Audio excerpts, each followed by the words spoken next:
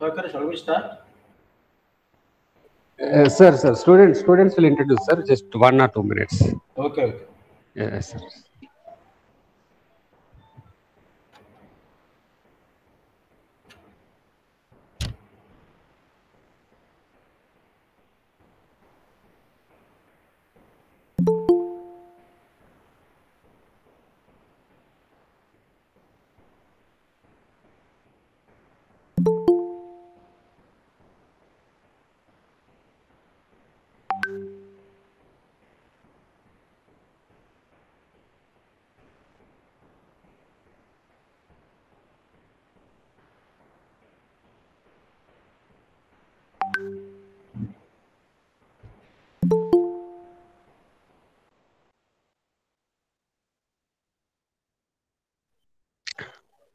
Tulsi, can we start?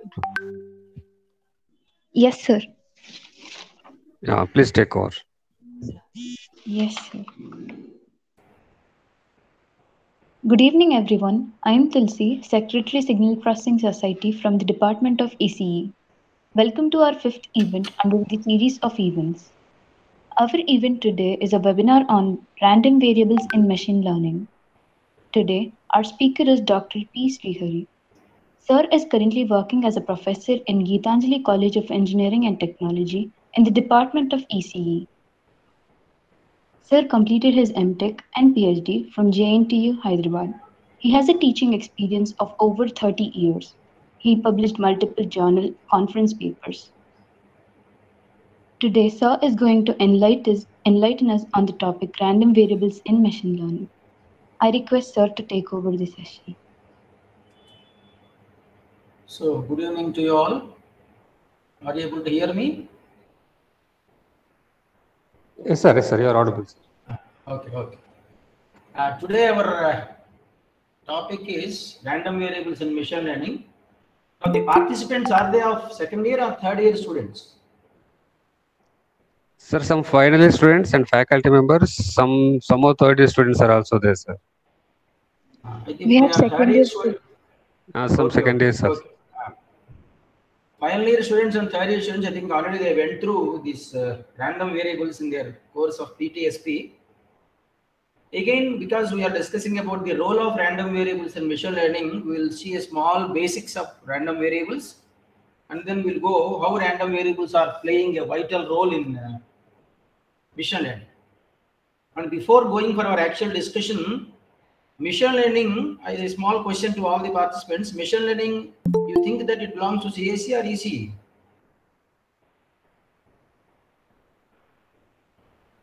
Any answer?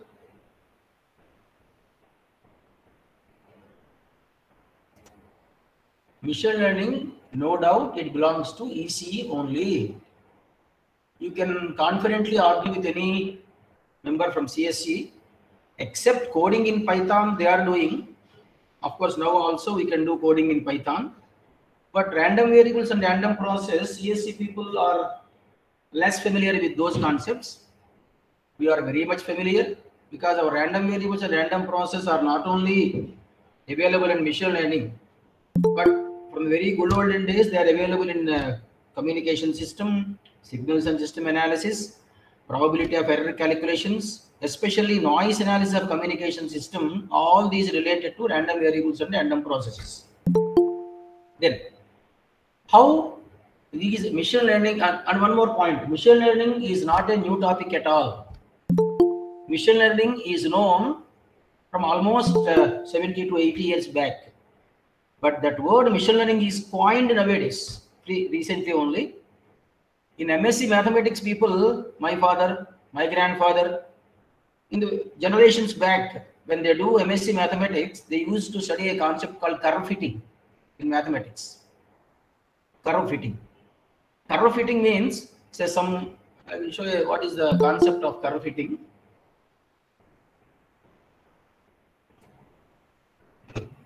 When we are considering, say for example, some number of points are given, say one point is here, another point is here, another point is here, another point is here, another point is here. But the question is, what mathematical equation will join all these points? Sir, sir good evening sir. Share చేస్తున్నారా screen? ఏమన్నా అవునండి, కనిపించట్లేదు. లేదండి, ప్రస్తుతం ఇది రాస్తున్నాను మన board. అది ఏం కనిపించట్లేదు ఇక్కడ. Okay okay okay, just wait.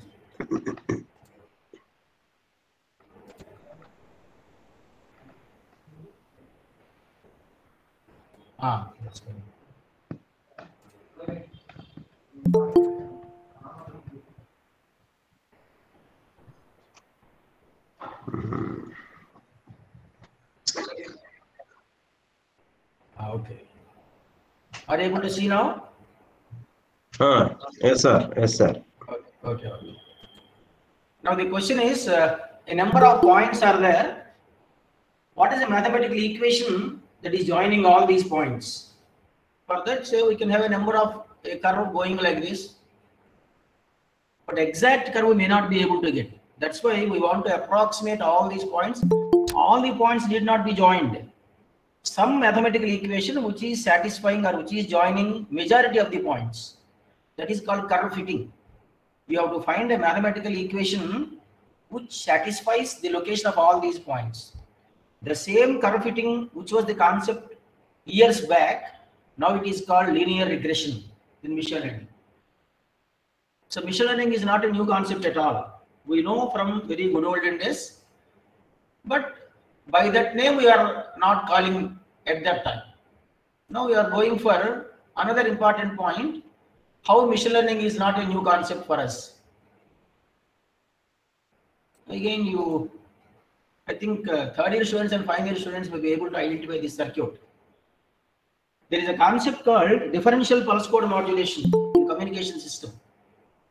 In differential pulse code modulation, what we do is, pulse code modulation, when we are transmitting data using pulse code modulation, there is a formula, if you recollect, gamma is equal to log q to the base 2.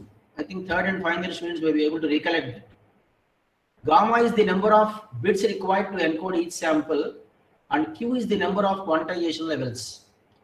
In converting analog signal into digital signal, there is a process called sampling, and then there is a process called quantization. In quantization, the peak to peak range of the baseband signal is divided into a number of intervals. Each level is called a quantization level. If 8 number of levels are there, gamma is equal to 3, log 8 to the base 2. So each data word is having a length of 3 bits. If number of quantization levels is equal to 16, it becomes 4. If number of quantization levels is equal to 9, also it is becoming 4. Because by using 3 bits, we can encode only 8 levels. Like that, we are sending data using the pulse code modulation. Now later on, in a digital communication system, bandwidth required is proportional to data rate. Data rate is given by gamma, which is equal to number of bits per each sample and number of samples per second, gamma fs bits per second. So if more is the value of gamma, more is the bandwidth required. So what we want to do is, we want to reduce the bandwidth, because bandwidth is the only component which is more costly in a communication system. We have to purchase the bandwidth. But communication resource is limited, number of users are many, so we have to occupy less bandwidth, but we should not lose any part of the information. For that purpose, we are going for a concept called reducing the data word length. To reduce the data word length, we are going for a principle called differential pulse code modulation, DPCM. If you see that word, this DPCM is also PCM, but applied to a differential signal. Differential signal is made up of differences. So pulse code modulation for the original signal, pulse code modulation for the differential signal. Two concepts. What is the meaning of differential signal? It is made up of differences. Because it is made up of differences, definitely it will be, this is the original signal, differential signal will be confined to less peak to peak range. If peak to peak range is less, number of Q levels required is also less. So Q is less means gamma is less. That is the advantage of differential pulse code modulation. So in differential pulse code modulation, differential signal is made up of differences. What differences? Difference of the signal at the kth instant and k plus 1th time instant. So adjacent samples we are considering, difference is taken because difference will be less than the two numbers. So the differential signal is confined to less peak to peak range. So how to get this difference? For that purpose, a circuit called predictor is used. What is the meaning of predictor? Now, say there is a signal at t equal to 0, t equal to 1, t equal to 2, t equal to 3. We know about the signal 1 volt, 2 volts, 3 volts, 4 volts. At t is equal to 5 seconds, what is its value? Based on the past behavior of the signal, its future value is to be predicted. That is called prediction. Our predictor is doing this. So we are assuming it is equal to 5 volts based on the past behavior. It need not be 5. It can be 6 also. It can be 10 also. It can be 0 also. Like that we are predicting. Then original value minus predicted value is named as prediction error. Now again, if you go back, based on the past behavior, we have to predict its future value. Same machine learning is also doing. What are the sales of a supermarket in the next year based on the data of the past 5 years? That is called prediction. So predictive analysis is a major component of machine learning. Machine learning is not a new concept. Already we know in communication. So DPCM is not a recent development. It is developed already again 60 to 70 years back. Differential pulse code modulation. So machine learning is not a new concept for communication engineering students. But we are not using that word. Now we are recollecting our concepts and we are saying that we are already familiar with machine learning. Then, so based on the past behavior, we are predicting the future. That is machine learning. The same we are doing in differential pulse code modulation also. Now there is a difference between original value and the predicted value. This is called prediction error. Same is there in machine learning also. Same is the difference. Accuracy is given by future sales of a supermarket. We are predicting something. Then actual sales we may be able to do. Then what is the difference? More accurate is the prediction, means less is the error. Then this error, for any error generally there is a tolerance. Exactly 0 we will never get because it is prediction. If it is from, say for example, minus 0.5 to plus 0.5, if there is an error varying, I will say that yes, it is accepted. That range is accepted. Like that, we are calling this difference as a prediction error. Our design of the system is to make this prediction error less. So this is what is called predictor. It predicts. If you observe this circuit, this is delay element. Delay element.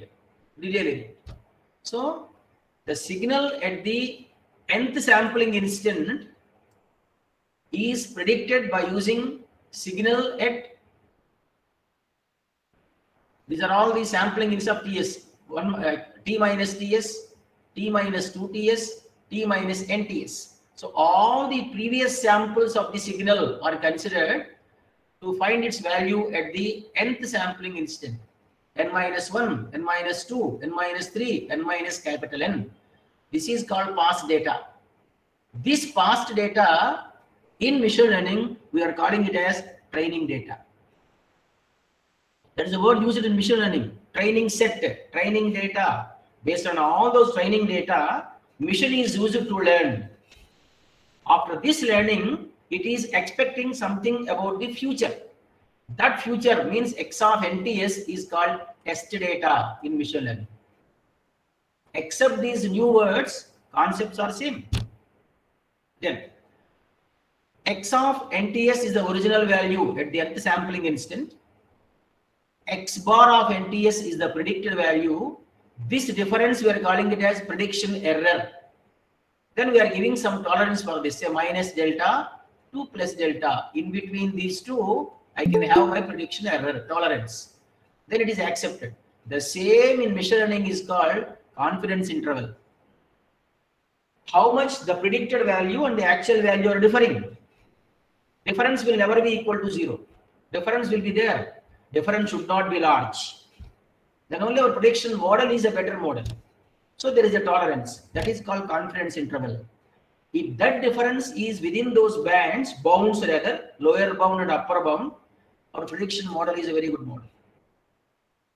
So what predictor is doing? Predictor predicts the kth sample of the signal based on the previous samples. That is what we discussed now. Same is being done in machine learning also.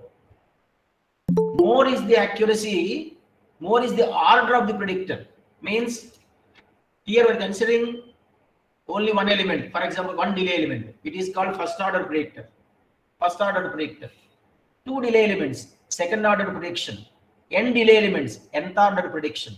More is the number of delay elements, more accurate is the prediction. More is the size of the training data, more accurate is the prediction in machine learning. So similar line, they are similar. So you can see the analogy between the two. Then in machine learning, there are basically two concepts. One is predictive modeling, detective analysis. These are the two basic divisions in machine learning. Just now we have seen predictive modeling. Based on the previous, we want to predict about the future. So making use of past data, predict the future using this data. That is predictive modeling. Examples are this computation of differential signal in DPCM. Recommendation systems, already of course, it is a very, very well-known fact. Whenever I browse my YouTube, whichever I am browsing from the last 1 month, immediately I will get that. Say if I'm more interested in, say for example, old Telugu movies. Whenever I browse YouTube today, I will get all these old Telugu movies. That is a past data. Based on that, it is predicting that it is my interest. I may be interested in some other today, but it is recommending. Similarly, estimating the share price of a company. This is called predictive modeling. Next is detective analysis. Now, in detective analysis, I need not predict any future. But I think you know very this example. What I can say is there is a pen by name Reynolds. When we were students, and of course in my earlier days of my career also, Reynolds pen was, it ruled the market. Everyone used it to write with Reynolds pen only, 045, 040. Two types of refills are there. 040 is bold, 045 is sharp. About 5 to 6 years, Reynolds pen ruled the market. Suddenly, it got vanished in the market.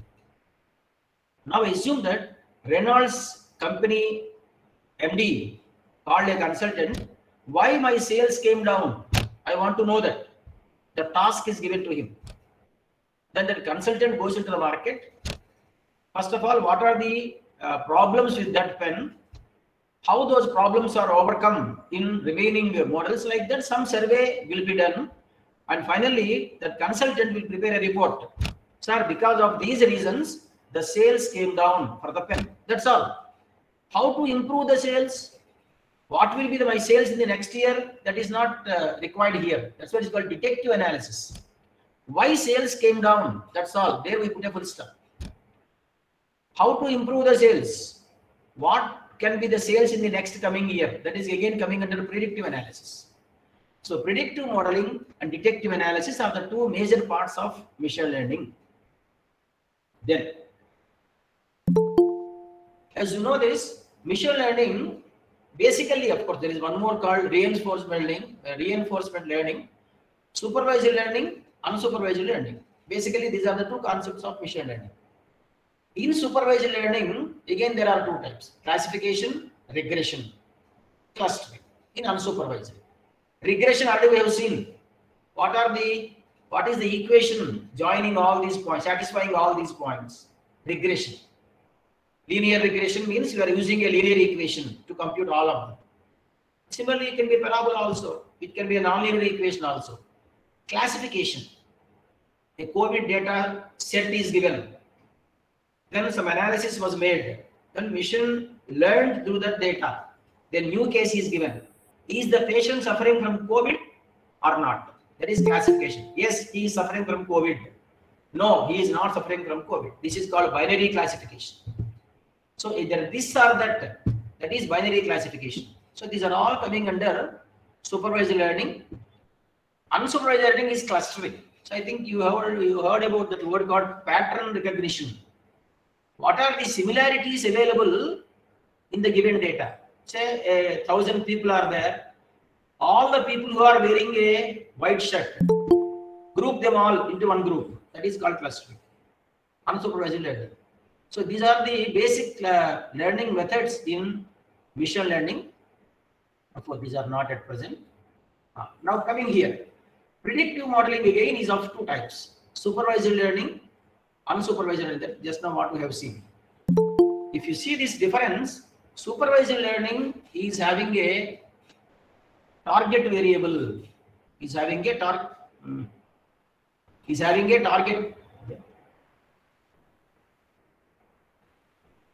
target variable. Unsupervised learning, there is no target variable. Now you see some examples are given here. Predicting regression.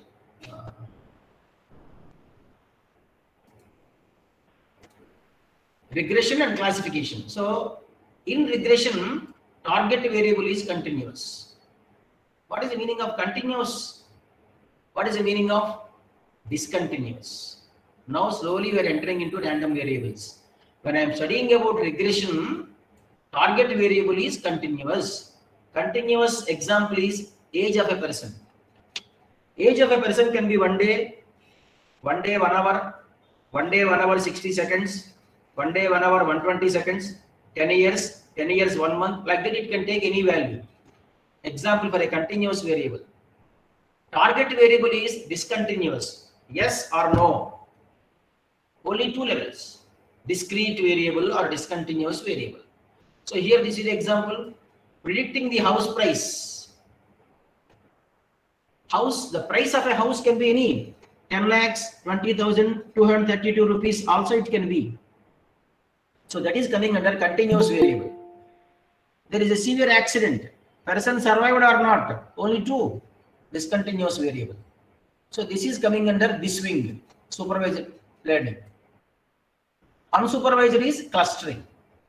Clustering already have seen grouping all the people of same height. News clustering, no necessity of the past data. You need not see how people were grouped yesterday. Today people group is there. From that separate another group. So it is depending on only the present data. There is no necessity of going for the previous data. No necessity of the past data. So these are about the basic algorithms in machine learning that to predictive modeling. Now our concentration is this continuous variables and discontinuous variables. Now for that we will see a small introduction about random variables, introduction for second year students, and revision for senior students, senior level students. Now what is that we are going to see here? So what is the meaning of a random variable? We will have a small introduction about random variables, continuous, discrete, its moments, then how we are using it in machine learning. Now we will consider what is a random variable. Random variable is a rule. Random variable is a rule. What is the meaning of a rule? I will take a small example. I am tossing a fair coin, say for example 2 times. What are the outcomes? Head and head, head and tail, tail and head, tail and tail. These are the 4 outcomes. Each is having a probability of 1/4. Of course, random variables majorly deals with probability theory. You should be very much familiar with probability theory. Then only you can understand the concepts of machine learning. Because in machine learning, there is a very important concept called Bayesian learning.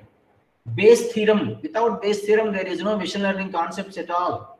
KNN algorithm, maximum likelihood estimation, maximum a posteriori criterion, least squared error. All these are coming under Bayesian learning. Again, these are not new concepts. Already these are all there in the signal estimation, especially in signal processing. Then, after having all these results, tossing of a coin 2 times, I'm having 4 outcomes. Then there are probabilities are there. Then what I do is I define like this: x is equal, say y is equal to number of heads. number of heads. Then y is taking some values. What are those? Here it is 2 values. Here it is equal to 1 value. Here it is 1. It is 0. So y is taking 0, 1, 2, 3 values like this. Similarly, whenever outcome is head and head, y will take a value of 100. Whenever value is head and outcome is head and tail, it takes a value of 20. Whenever outcome is tail and head, I will take a value of 35. Whenever outcome is tail and tail, I will take a value of 40. This is also a correct definition. I want some rule. Using that rule, I assign values. So this is what is called random variable. So random variable is a rule.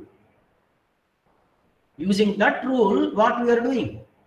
By using that rule, we are assigning some number of values. Then one more question. So random variable is defined. After defining the random variable, again a question. X is taking a value 0, 1, 2. Is X always 0? No. X is 0 only when the outcome is tail and tail.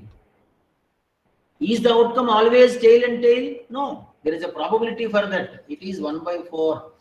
25% chances are there for the outcome to be tail and tail. Whenever outcome is tail and tail, X is equal to 0. So X is equal to 0 with a chance of 25%. So what I mean to say is, without defining the certainty, random variable definition is not complete. So we should go for probability concept also. Without defining what is certainty, because X is not always equal to 0. It is not always equal to 1. So there is a chance. So that chance is also to be considered in defining a random variable. So 1 by 4. Next, X is equal to 1 under 2 cases, head and tail, tail and head. This is 1 by 4. This is 1 by 4. So 50% chances are there, 1 by 2. Remaining is by using probability theory, it is 1 by 4 because total should be equal to 1. So this is what is called probability mass function of a random variable. Probability mass function. What it is indicating? It is indicating the values taken by the random variable and the corresponding probability. Now the random variable definition is complete. A random variable is a rule by which, and one more important point is, always we assign real values only. We don't go for imaginary values or complex values. So random variable is a rule by which real values are assigned to each outcome of the experiment. This is the outcome of the experiment. I'm assigning a value of 1 because rule is X equal to number of heads. Outcome is tail and head. I will assign a value of 1. Outcome is head and head. I will assign a value of 2. Outcome is tail and tail. Assign a value of 0. Like that, I am assigning some real values to each outcome of the experiment. That to real value. Then probability mass function is defined. Now, we'll take another example. There is a straight line like this, starting from 0 to say 1 meter length of straight line. Now a task is given. Locate each point on this line and find the distance of each point from the beginning end of the line. So this is first point. From this lower end of the line, locate each point and find the distance of each point from the first point. That is a task. So whatever value is the distance, that value is taken by a variable now. So X is a variable. What is the rule? X is same as distance of each point from the beginning. That is the rule by which I am defining a variable. First point is at a distance of 0. So X is equal to 0. Next point is at what distance? If I want to define the next point at say 0.1 centimeter is the next point. I will say 0.01 centimeters also there is a point. If you say 0.01 centimeters, I will say 0.001 centimeters also there is a point. So I cannot say what is exactly the next point, but there is a next point. So practically, it is not possible to count the number of points along that line. Our lifetime is not sufficient to count the number of points. But this is also a random variable because all those values will be assigned to this variable x. But I may not be able to locate exactly the point, but task is similar. So now random variables are of two types. In one case, random variable is taking three values. In the previous example, values taken are 0, 1 and 2. I can count them 0, 1 and 2. In the second case also, some values are assigned, but I cannot count them. So, one more point. Here it is only three values. Say for example, a random variable is taking 1 crore number of values. Are they, is it a small number? So it is not a small number. 1 crore is a very big number. But I am saying it is 1 crore. When I can say that? After I count. So even though the number of values taken is big, theoretically infinity, sometimes I may be able to count. Sometimes I may not be able to count. So a random variable can take values which are countable but very large in number. That is called countably infinity. Very large in number, but I can count them. Say for example, India budget is, say for example, 5,000 crores per year, 10,000 crores per year. It is a very big number, but 10,000 crores I am saying means I am able to count them. If a 2 to 3 years of time is given to me, I may be able to count 10,000 crores of 1 rupee notes. So it is, infinity is the number, but I can count. At the same time, count the points along this line. I can never count. I can never count.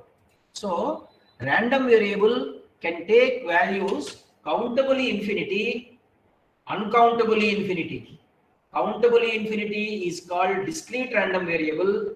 Uncountably infinity is called continuous random variable. Same we have seen in the case of previous machine learning. House of a price, price of a house. It can take any value starting from 0 to go for in Hyderabad nowadays 4 to 5 crores of villas are also there. In between, I can have many numbers. Any number can be there. So it is a continuous random variable which you are dealing in supervised learning, that to regression. Then we are going for classification, binary classification, where I am transmitting digital data. Is it a 1 or is it a 0? Then I am going for digital data. So it is called classification, which is a discrete random variable because the number of levels taken is only 2. It is called discrete random variable. In machine learning, discrete random variable is called categorical random variable or categorical variable. So continuous variable, categorical variable, machine learning. Continuous random variable, discrete random variable, mathematics or PTSP subject or random variables. Thus, the basic problem of machine learning, when a problem is given to you, first of all, I have to identify the variable there. What type of target variable is there? What I have to estimate? Is he suffering from COVID or not? Discrete variable, categorical variable. Is it the house of a price? Price of a house or price of a share in the market? Continuous random variable. So basic problem is identifying the variable there. So our random variable already entered into machine learning. So identify the variable. After identifying the variable, what type of distribution it is? Now we'll go for another example.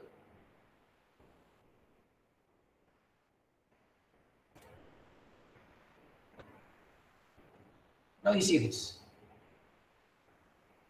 Type of variables, there are two. One is predictor and target. This is in terms of machine learning now. Variable identification is the first task. First we have to decide about the type of variable. One is the predictor, other is the target. Predictor means which is helping to predict. Already we have seen predictor in differential pulse code modulation. It predicts the present value based on the past values. So that is the predictor. It predicts the value. Target, which is to be predicted. Which is to be predicted. So this is here. Being predicted means which is to be predicted is a dependent variable. Is it continuous or is it discrete? Or is it continuous or is it categorical variable? Now, predictor is also a variable which is independent. It helps in prediction. So there are two types of variables which are independent, which are dependent. Independent is used to predict. Dependent is being predicted. Now you see this example. Now there is item outlet size. See, if you see here, I want to predict the sales of a market. So outlet sales. Outlet sales is which is being predicted. Target, dependent. So all these item identifier, item weight, item fat content, item visibility, item type, MRP, identifier, when it is manufactured, size, where it is located, outlet type. All these will decide about the sales. So all these are the independent variables which are used for prediction. This is being predicted. So it is a target variable. Then, so like that, continuous random variables, discrete random variables, we have classified. Next, of course, data type can be character or numeric. Is it yes or no? Classification. Numeric. What is the cost of a house? So like that, numeric, data types. Next, variable category. Now this already we have seen. A categorical random variable and a continuous random variable. Categorical random variables are discrete in nature. Discrete in nature. When an accident is happened, number of people survived. Number of people cannot be 20.2. Survived cannot be 31.6. But age can be 31.6 years. So a continuous random variable can have infinite number of values between minimum and maximum. Example is the age. So first step of solving a problem using machine learning is identify the type of the variable. We have identified. Next step. Coming here.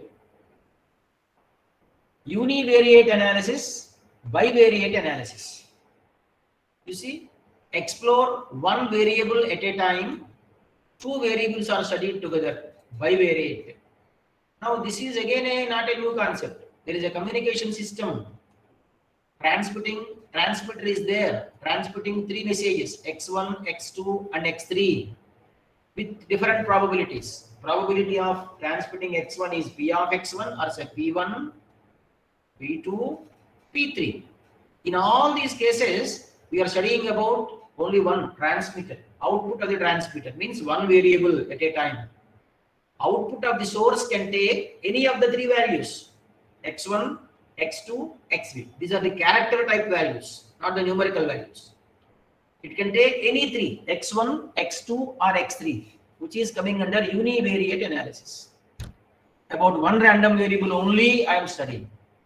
But study of communication system is not completed. Go for receiving side also. There is a receiver. Receiver can receive again Y1, Y2, Y3. Three messages. So X is transmitting three random variable. Output of the source is a random variable. Input for the receiver is also a random variable.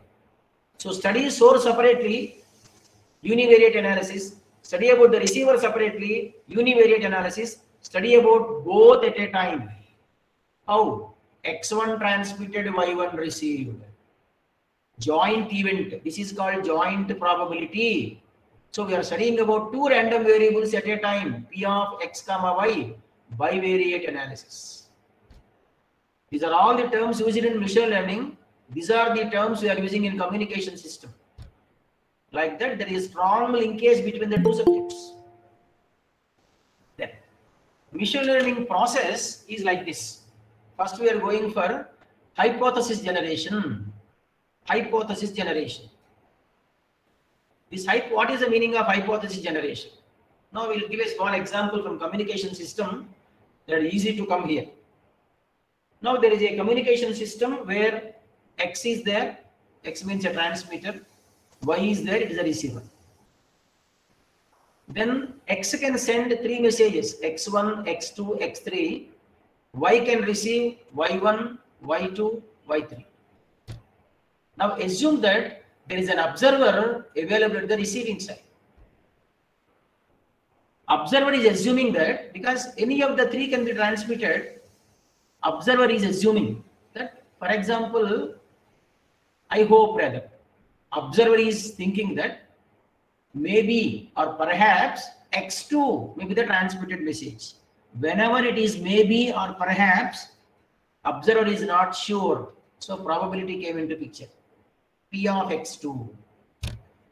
So observer is assuming that it may be X2. So with a probability of P of X2. After some time, he received Y2 or Y3. Because observer is at the receiving side, he can know what is received. He can see what is received. Y3 is received. But what was transmitted? He don't know because he cannot see what is there at transmitting side.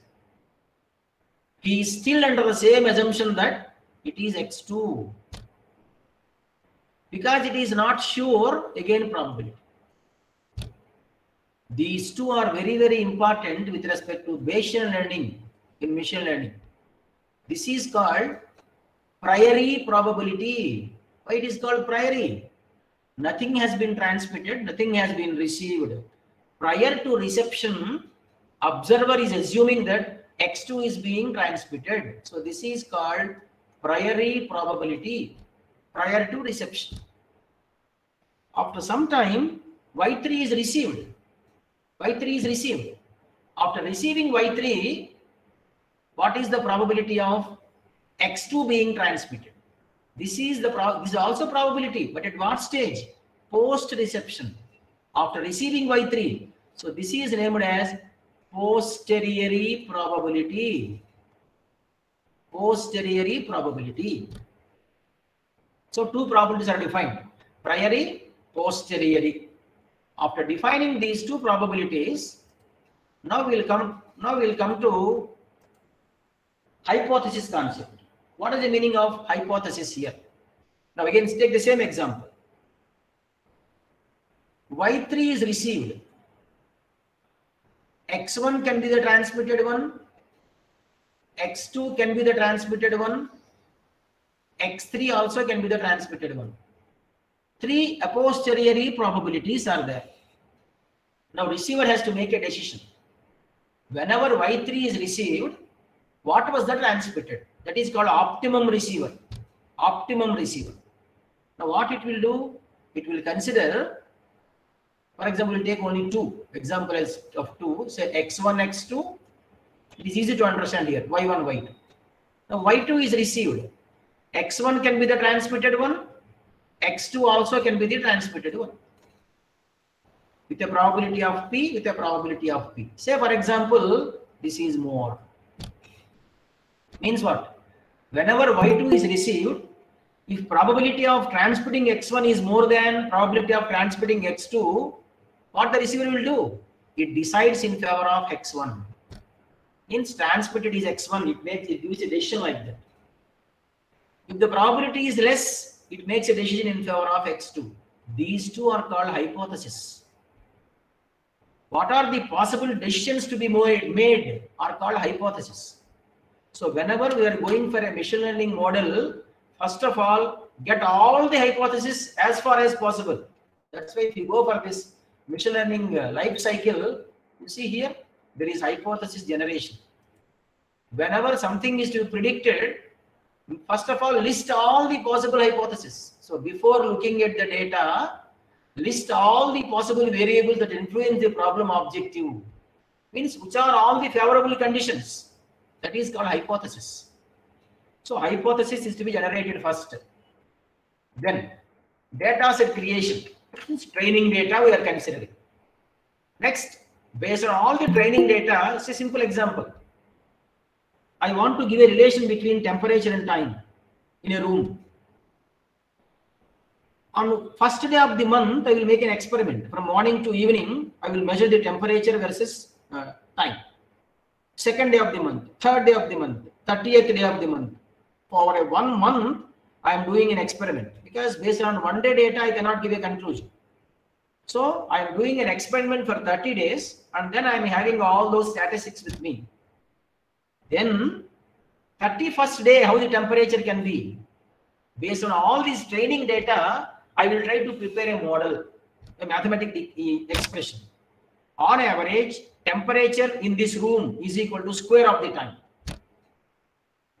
Like that, some mathematical formula I am able to derive. That is called this modeling. So whenever I go for that, I will model the system first. This is the another stage of machine learning. So there is a model prepared. Hypothesis generation, data creation, training data is done, 30 days of data is with me. I am able to get a mathematical equation, then I am going for evaluation. Means I will test for the future data. If it is not as per the expectation, see, once it is evaluated, improvements can be made, improvements can be incorporated. Based on what? Mean absolute error. Difference is so and so, difference is so and so. Then how much difference I can tolerate? You see here, this is called confidence interval. Actual temperature is 30 degrees. My prediction is 29 degrees. Yes, it is accepted. It is as it is. My prediction is a good prediction. 30 degrees is actual temperature. I predicted 45. So I have to improve my prediction. Mathematical modeling, I have to improve. So there is a tolerance limit. That is called confidence interval. It already we have seen. Now, what is the significance of this confidence interval with respect to random variables? Now we have seen about a continuous random variable and discrete random variable. Now we are going for another important concept called probability density function. Probability density function. Say for discrete random variable, we prepared a table, values taken, corresponding probabilities. We named that model as the table as probability mass function, like that. Now I am going for again a discrete random variable. Now see here. There is a random variable taking n number of values. For example, 0, 1, 2, 3, etc. n minus 1. N number of values are there. Now because I am able to count, n values are there. What type of random variable it is? It is a discrete random variable because I can count them. I can count the number of values. It is a discrete random variable. Whenever there is a discrete random variable, it should have a probability associated with that. My assumption is all the values are equiprobable. Equiprobable. What is the meaning of equiprobable? Each value is taken with the same probability. N values are there. All are equiprobable. Means it is 1 by n, etc. 1 by n. We are dealing with a discrete random variable. Now, I will take a value probability of x is equal to k. A value k in between 0 to n minus 1. In between 0 to k is a value ranging between 0 to n minus 1. Probability is equal to 1 by n. Now, assuming that in the limit n tends to infinity, what is the meaning of that? This number of values available are becoming countably infinity. What is the meaning of countably infinity? Which random variable it is? Continuous random variable. A discrete random variable is now transforming into a continuous random variable in the limit n tends to infinity. Under that condition, this probability becomes 0. 1 by infinity equal to 0. Now again, if you recollect, we are starting with discrete random variable, taking finite number of values which is equal to n. Now I am coming towards infinite number of values. Discrete became continuous, but probability is equal to 0. Now this is a very, very important point. whenever I am studying about a continuous random variable, I cannot define probability of x is equal to k. What is k? One value among the given set is equal to 0. That is my inability. A continuous random variable taking one value, a single value, is equal to 0. So whenever I am studying about a continuous random variable, what I have to do? Don't go for probabilities or don't go for a single value. Then how to study? Go for a range of values. Go for a range of values. So whenever I am studying about a continuous random variable, I don't talk about a single value. Then I talk about a range of values. How? Probability of random variable is less than or equal to k. It is not a value starting from 0 to k. It is a range of values. So for a discrete random variable, individual values can be meaningful. For continuous random variables, individual values are not meaningful. So go for a range of values. So I define a new concept called probability for a random variable to be less than or equal to some number. Now here we can have a 0, lower limit is also there. Presently, x less than or equal to k. Don't mention the lower limit because you are starting there. X less than or equal to k. This is named as cumulative distribution function. A new parameter for continuous random variable. Always studying about continuous random variable only is difficult. So all the concepts of discrete are not viable here. So we went to cumulative distribution function for a continuous random variable because probability of taking single value I am unable to find. But one more difficulty is cumulative distribution function for many random variables is a good method of studying, a good tool to study. But for some random variables, it is not in a closed form. What is the meaning of closed form? Integral sin t dt. We can give the answer, say minus cos t. This is what is called closed form. If you take some random variables, for example, Gaussian random variable. For that Gaussian random variable, cumulative distribution function is like this. 1 by root 2 pi integral x to infinity e power minus x square by 2 dx.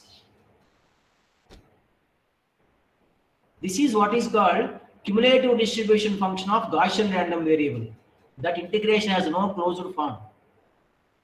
Answer till today it is not found. We should have a table. As per that table, depending on the value of x, we have to identify the corresponding value. Similar to logarithmic tables. So cumulative distribution function is not in closed form for all the random variables. So we are going for another concept called probability density function. This is again for continuous random variables only. Probability density function denoted by f of x. Once we know the probability density function, now we can find probability of x1 less than or equal to x less than or equal to x2 is given by integral x1 to x2 f of x dx. This is the probability. You remember this? P of x1 less than or equal to x less than or equal to x2. Now we'll go back to our previous example. You see here.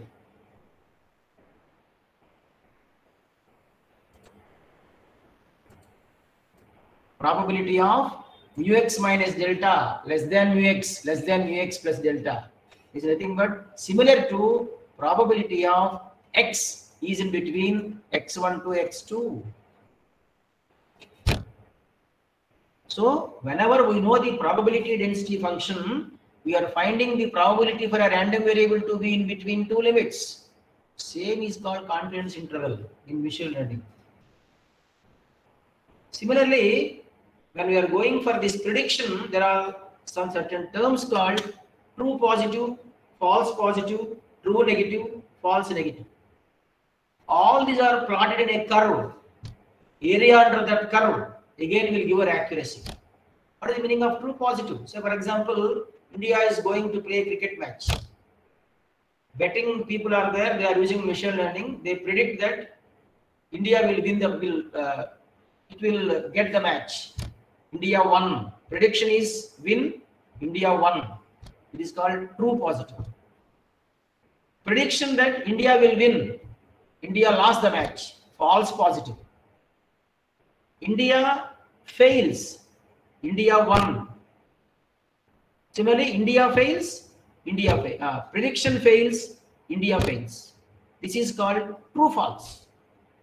False false. True false. Means true positive, false positive, true negative, false negative. These are the various terms used in machine learning with the concept of prediction.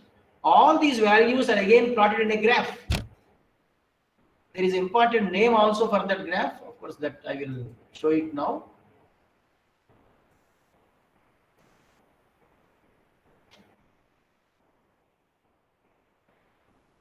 That graph is called, see, this is the graph, name of the graph.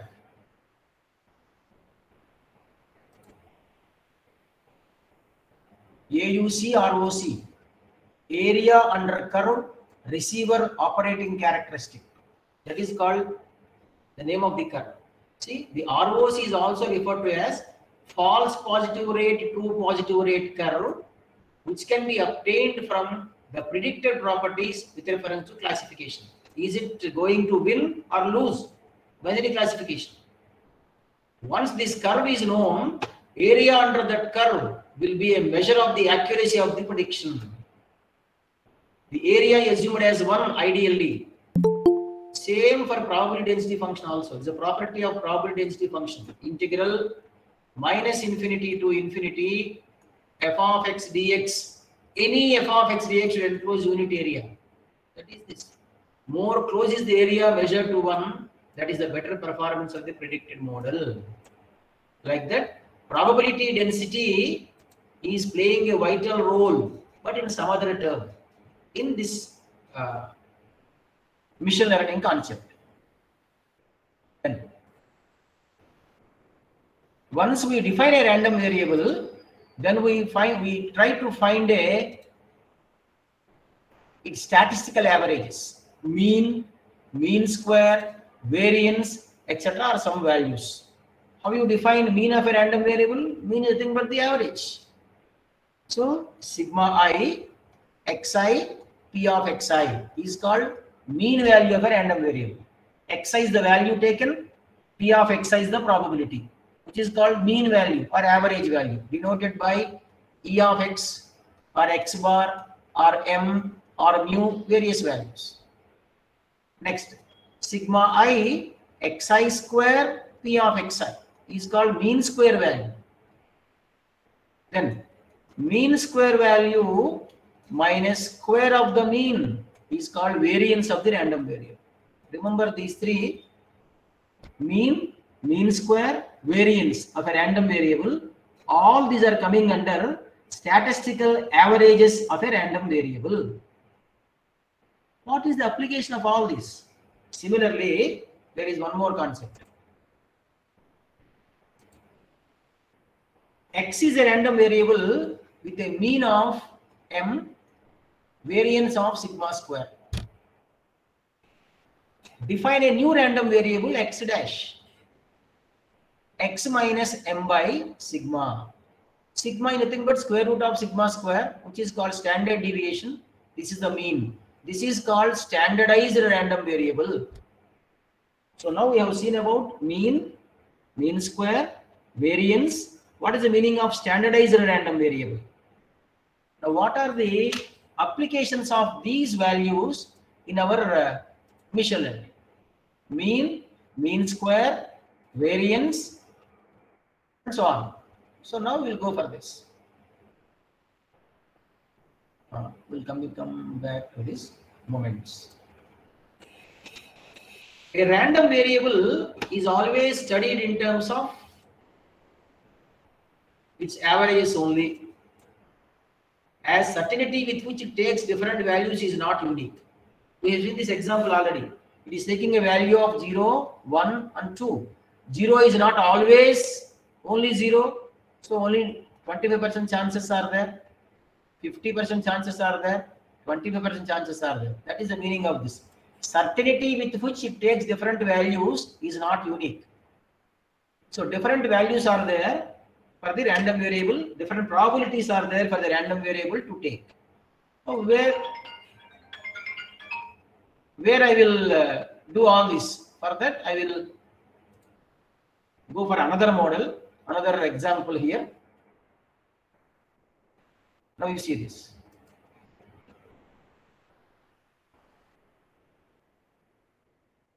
You see this? There is a prediction. What is a prediction? See, this is nothing but linear regression. Some graph is shown here. Experience of a person and the salary of the person. I want to have a model for this. Then if I have that formula, I will apply experience as the input. I will get his salary. Then based on that, whenever a new person is joining, I will ask him what is your experience, at what salary he can be placed in the organization. For that I want to make a model that is called regression. So here it is a linear regression. Means what? I want to get an equation of straight line. That is defined here. Linear relation between dependent and independent variables coming under linear modeling or linear regression. What is the meaning of linear model? Increase or decrease in one variable results in increase or decrease in another variable. Y is proportional to X. That is called linear modeling. For that, first what I do is, I will have the mean salary. Many values are there here. I will fix a mean salary. First moment. Just now we have seen average value, mean value of a random variable. So mean I am taking. But this is not a correct model. Why? Because even though experience is increasing, salary is same. A person with less experience, person with more experience, all are under same salary. So this is named as benchmark model, which is not accepted. See here, A is equal to 0, B is equal to mean of the independent variable. I want to have two variables. So this is the equation I want. A into experience plus B, linear modeling, linear regression. A into experience plus B. A is equal to 0 here. Only B is the mean. So that is being taken here. It is not correct, accepted. So in this concept of salary prediction, what I do is I am finding the error. Because I have to find A and B. A should not be 0. Some value of A I have to find. For that, I am taking this predicted value and the actual value square. Already we have seen what is that? Variance. Mean square value x minus m whole square is called variance of a random variable. So this is where I am applying variance. Second central moment of a random variable is called variance in linear regression. So prediction for the ith value, actual value.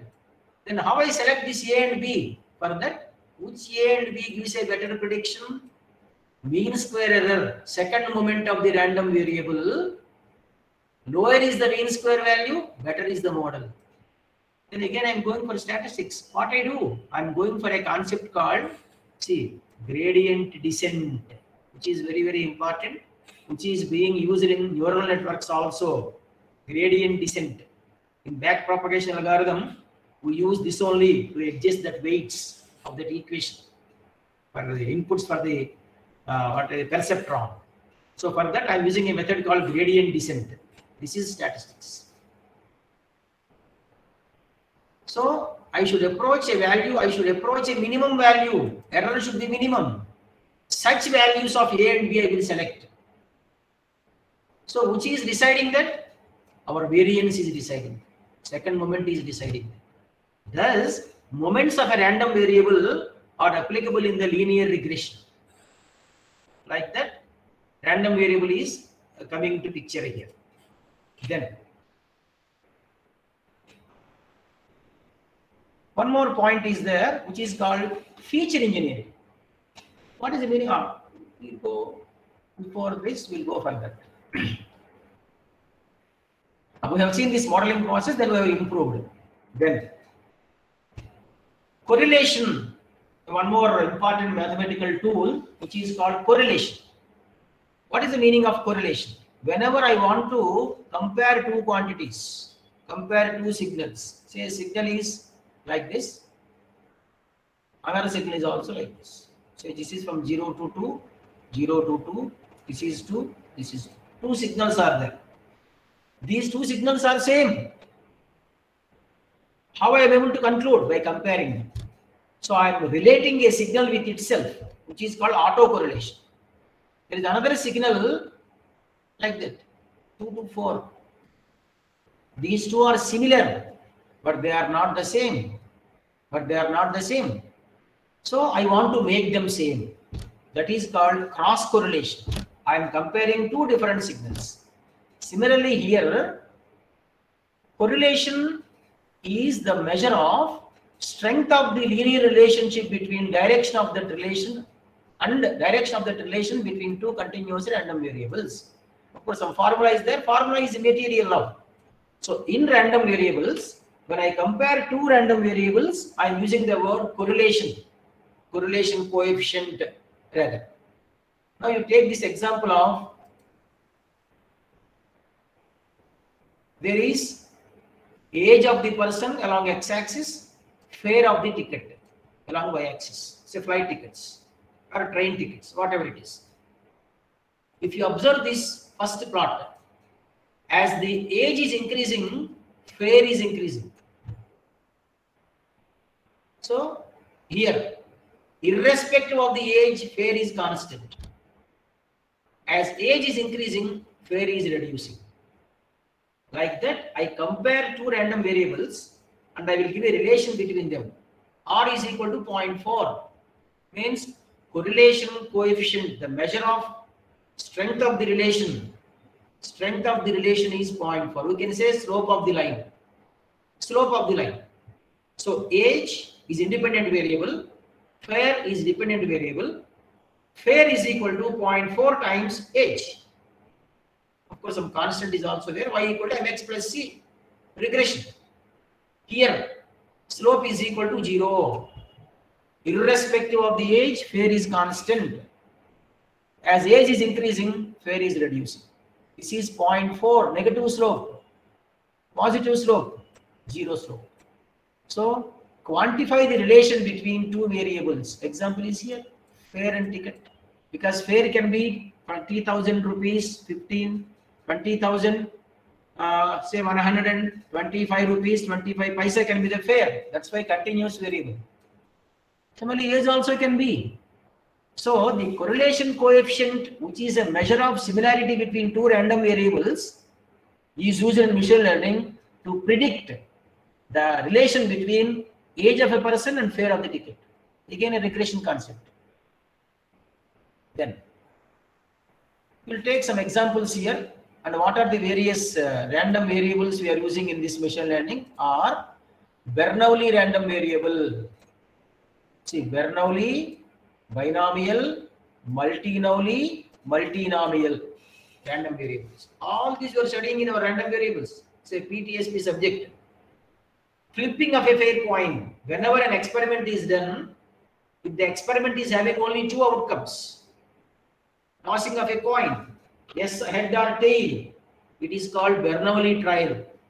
Bernoulli trial. I am doing the experiment, say 100 times. It is becoming Bernoulli process. Then, what is the probability of getting 60 number of heads?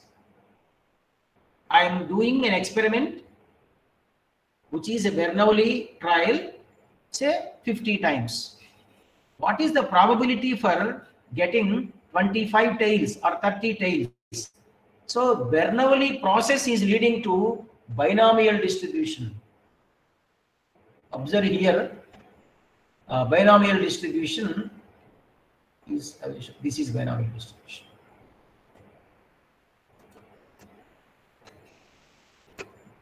probability of getting head 30 times is 50 C 30.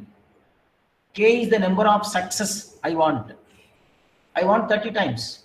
So 50 C 30, probability of getting a head 1 by 2 to the power of 30, getting a tail 1 by 2 to the power of 50 minus 30, 20. That is the probability. This is called binomial random variable. Why it is called binomial random variable?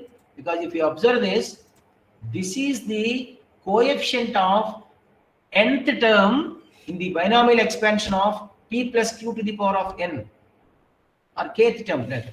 Kth term. So this is called binomial random variable. So Bernoulli trial, tossing a coin. When the same experiment is done many times, it is becoming Bernoulli process, leading to binomial random variable. Then there is one more called multi-Nowli random variable. See this? Binary random variable. Single flip of a coin, head or tail, accident, survived or not survived, binary. Machining application is binary classification. What is this actually? Bernoulli trial, Bernoulli random variable. Then multi-Nowli is categorical distribution, generalization of Bernoulli from binary to categorical. Now see this experiment. I am tossing a fair coin, only 2 are there, Bernoulli. I am tossing a die, 6 outcomes are there, multi-Nowli. Multi-class classification, which is called a multi-Nowli random variable. Multi-Nowli random variable. I am tossing a die many number of times. Multinomial random variable. Multinomial random variable. So, multinomial, multiple independent multi-Nowli trials follow multinomial distribution. You see, a sequence of independent throws of dice. When I throw a die many times, or I throw 2 dice at a time, multi-Nowli for die 1, multi-Nowli for die 2, as a combination multinomial random variable. Multiple class classification in machine learning. There is a role played by this random variable. Next, this already we have seen. Now, there is one more important concept called feature engineering in machine learning. What is the meaning of feature engineering? Feature engineering is extracting more information from the existing data. That is how we define feature engineering. The best example what can do is, you are given a task of estimate the sales of cool drink in the next month. I know the data of May, June, July, August, September is given sales. We are expected to predict the sales of cool drink, say in a college canteen, in the month of December and in the month of January. Because past data is available, I may be able to attempt to predict, but the prediction may not be correct because coming is a winter season. Sales will not be more. Next, in the month of January, so for example, 5 to 6 holidays are there. So I should not keep more amount. I should not keep more amount of stock. So like that, number of holidays. What are the seasonal variations? The temperature like that. If you are able to add to my prediction model, my model becomes much more accurate. That is what is called add some external data. Add some external data. This is what is called feature engineering. Some additional features, if you are able to add, my model will become much more accurate. That is one concept called add external data. One more is use the existing data only. Don't add anything. All this is for what purpose? To prepare the model. My cool drink sales will get doubled. That is a model, mathematical modeling. To prepare the model, I am adding external data is one concept. Another is use the existing data itself. What is the meaning of use the existing data? Now you take an example here. I want to purchase a house.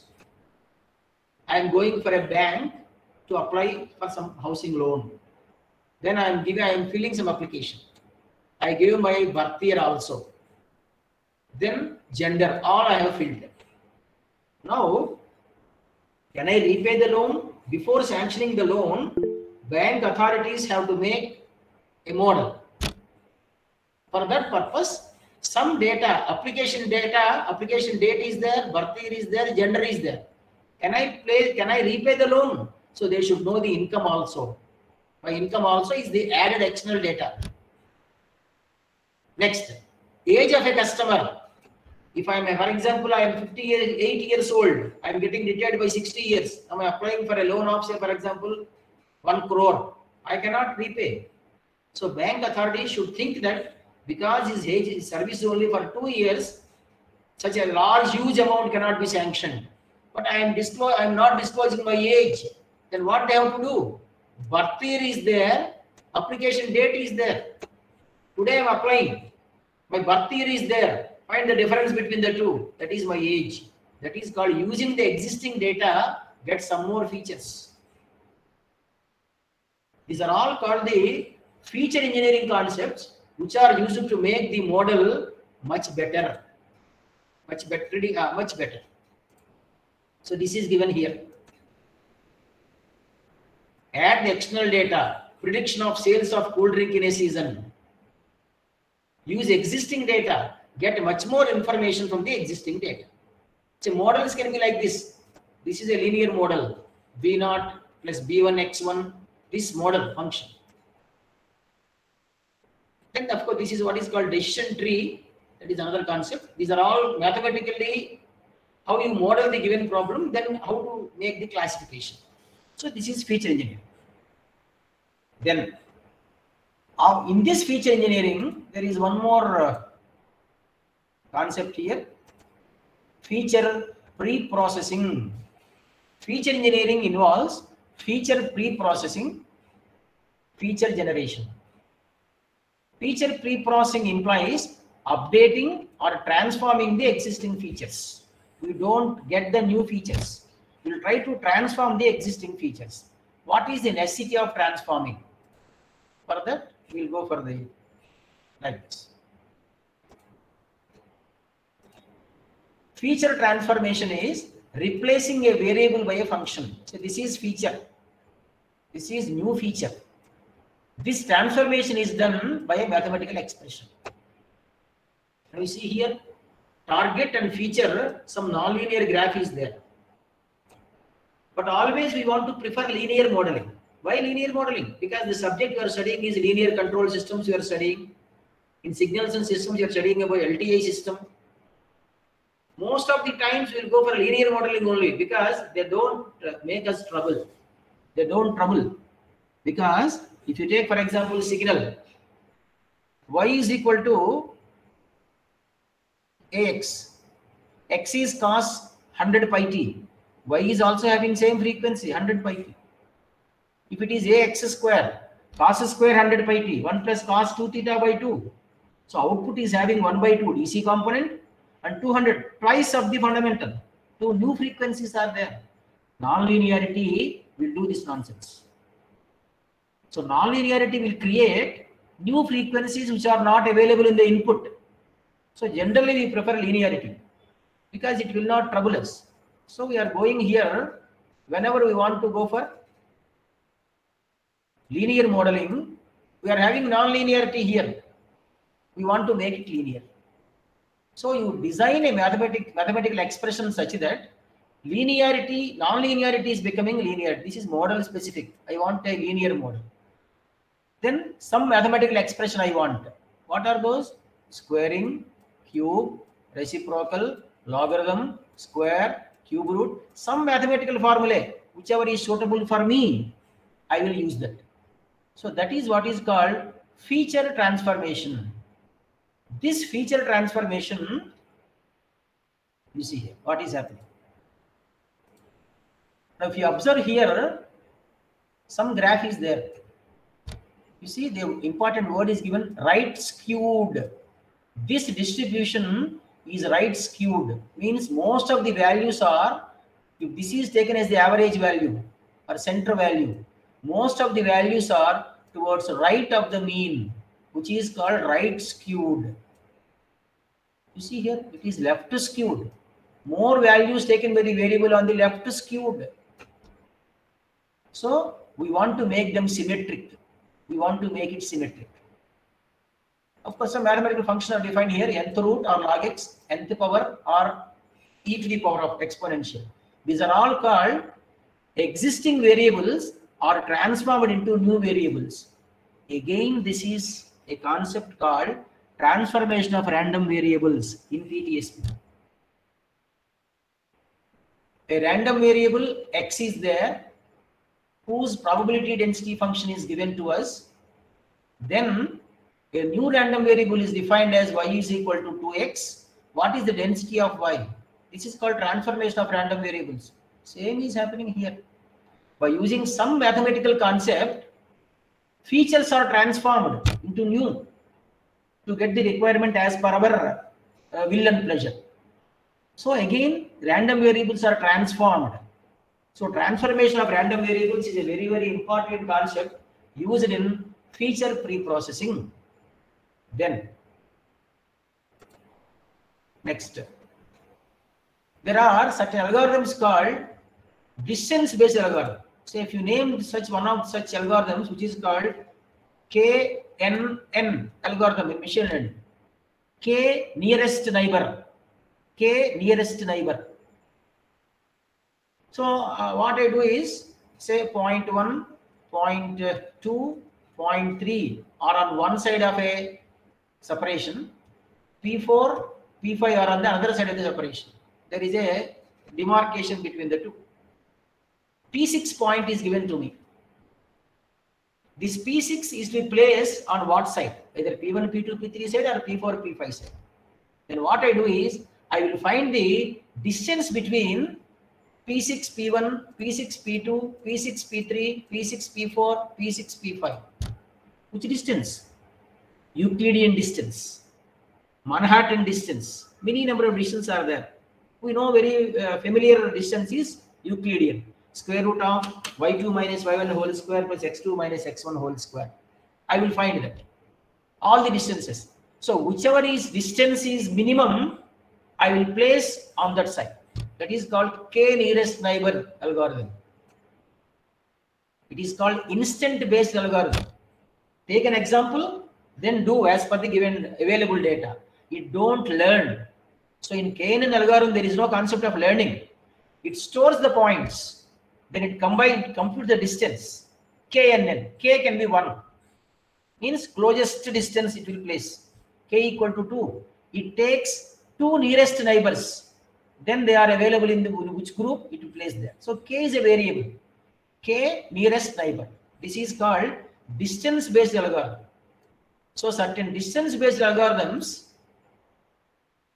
require all the data in the same scale. Means what? You see this table? Loan $30,000, $30,000, EMI $650, income $3,800. So what is to be done here? $1,000, $100. Of course, some units are different. We want all of them on the same scale, because if I use that, this distance is very, very large. This is because 100, this is thousands. Distance will be very, very large. This distance will be relatively less. Like that, I want a uniform measurement, distances. So what is to be done? I want to scale the random variables so that all are available on the same scale. So this is the example of result of scaling. See, all the values are made into some standard values. Normalized values rather. Instead of saying standard, normalized values. How to get them? I'm using a formula like this. I have to scale. Standard scalar formula. Using this method, say x bar is the mean, sigma is the standard deviation. Already we have seen these two moments. Can you recollect what it is? X minus x dash by sigma. This is what is called standardized random variable. X dash is equal to x minus m by sigma. Just now we have defined. Same is the relation I am using here. See how much important role random variables are playing in machine learning. At each and every concept of machine learning, every stage of machine learning, definitely a random variable is present. Then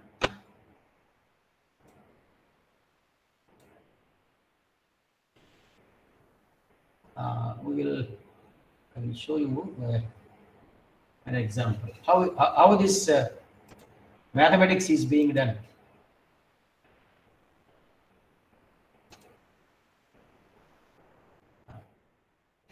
This is the problem we have considered. Whether differences are there, so we have defined a standardized random variable, and then so this is how we calculate x minus m. Say if you see this example, mean of this, mean of this. I want to calculate. They are not on the same scale. So standard scaling method is x dash equal to x minus m by sigma. Then loan amount, EMI, income. I'm making a table. Their mean values 30 plus 40, 70 plus 50, 120. 120 by 3, 40 is the mean. With respect to 40, 10 is the difference. 10 is the difference. So standard deviation is 10. Similarly, their mean I'm placing here. Difference 50, 40, 10 difference, 30, 40, 10 difference. Their mean 1200. Standard deviation 400. So I'm getting this table. Now I am standardizing. X minus m by sigma, x minus m by sigma, x minus m by sigma. I calculate all these values. Now it appears that the scaled values appear on the same reference square. This is what is called feature pre-processing. Then coming to this, there is one more important concept called ensemble modeling in machine learning. So I want to purchase a car. I am going to mechanic. I will take suggestions from him. I will contact all my friends. I will take their suggestions. I will go to financial. He will also suggest some cars from some showroom. So I am taking all the suggestions and I am making final prediction. This is called ensemble model. Now you see here, this example already we have taken. I want to, this is temperature versus time, first day, second day, third day, fourth day, 30th day. This is called ensemble. Each plot is called sample function. Total collection is called ensemble. This is called random process concept. Random variable as a function of time called random process. So I am considering all these plots, and based on them I will come to a conclusion. Temperature versus time. Same is happening in machine learning also. So ensemble modeling is different random variables are taken, different predictions are taken, final prediction. Different sample functions are there, I am making my final prediction. Then how I select? If two are saying that go for, say for example, Ford, I will go for Ford. That is called maximum voting. Majority of people suggested to go for Ford. Averaging, weighted, I will do weight for each of the predictions. Then I will go for that. Rank average, I will allot some ranking. Of course, this ranking again is in the concept of KNN algorithm. I will give some ranking. I will find the mean of those rankings. I will go for that car. So like that, every task in machine learning is dealing with one or other the random variable. Without random variable, there is no machine learning. So be strong in PTSP. You are comfortable with digital communication, signals and systems, signal estimation, channel estimation, and even you want the job also, immediate job, machine learning also. So these are all the roles played by random variables in machine learning. That's all. Thank you very much for the opportunity given to me. And we are now concluding. Sudhakar. Sir, yes, sir. Yes, sir. Sir, thank you very much for informative lecture, sir. Tulasi, can you give the vote of thanks? Yes, sir. Yeah. I take this privilege to propose vote of thanks on behalf of Signal Processing Society IEEE GSET SB. I express my sincere gratitude to Dr. P. Sudhakar sir, Dr. P. Srihari sir, Professor ECE GSET for delivering a profound lecture on random variables in machine learning. Thank you, sir. I thank Dr. P. Sudhakar sir, Advisor SPS for guiding and coordination of the event. I thank all the student coordinators, volunteers, and the management of the GSET for giving us this opportunity. I thank each one of you for joining this event and making it a success. Thank you, everyone. Thank you and good night.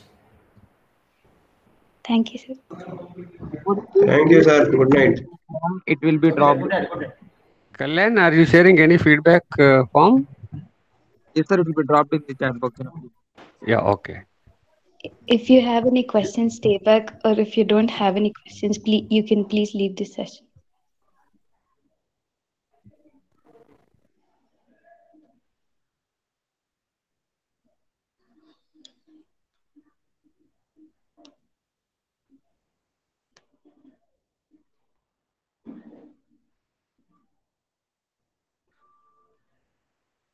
Hello. Hello. Yes, ma'am. Sir left, ma. Yes, ma'am. Like I put a message in the chat box, like message box. Yes, ma'am. A question I have put. Is it visible or not? 1 second, ma'am. I'll just. Oh, yes, ma'am. We didn't notice. Okay. I can ask Sudhakar sir to forward this message to Srihari sir and we'll get back to you. Okay, ma'am. Thank you, ma'am. Ma'am, Keep can the link also in the group. Can it post it in the WhatsApp message group? recording, ma'am? Not recording.